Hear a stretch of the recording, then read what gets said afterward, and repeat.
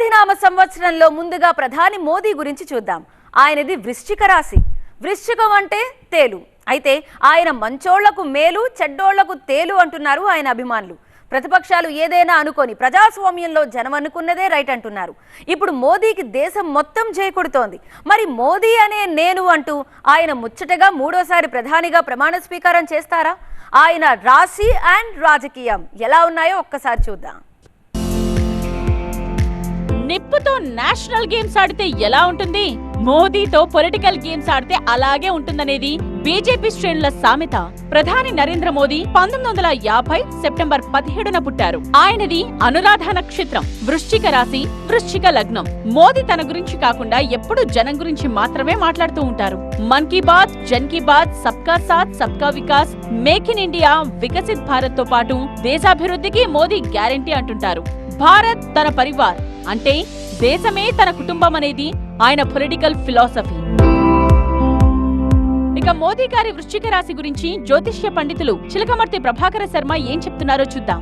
వృశ్చిక రాశి వారికి ఈ సంవత్సరం కొంత మార్పు తెచ్చి శుభ ఫలితాలు ఇచ్చేటువంటి సంవత్సరంగా చూడాలి.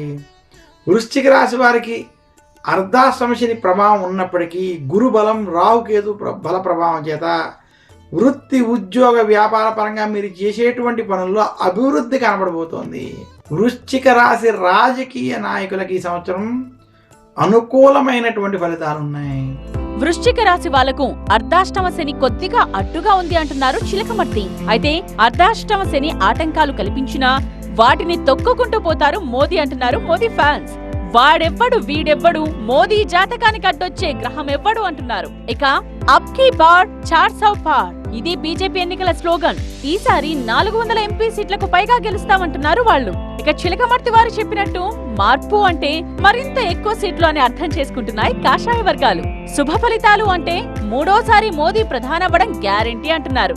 మోదీ జాతకంలో ఆదాయం, వ్యయం, రాజపూజ్యం అవమానం కాదు, అసలు ప్రపంచమంతా మోదీకి రాజపూజ్యమే అంటున్నాయి ఫ్లవర్ పార్టీ వర్గాలు. జూన్ 4 తరువాత మే నరేంద్ర దామోదర దాస్ మోదీ అంటూ మరోసారి ప్రధానిగా ప్రమాణం చేస్తారని పంచాంగం మీద ఒట్టేసి చెప్తున్నారు కమలనాథులు.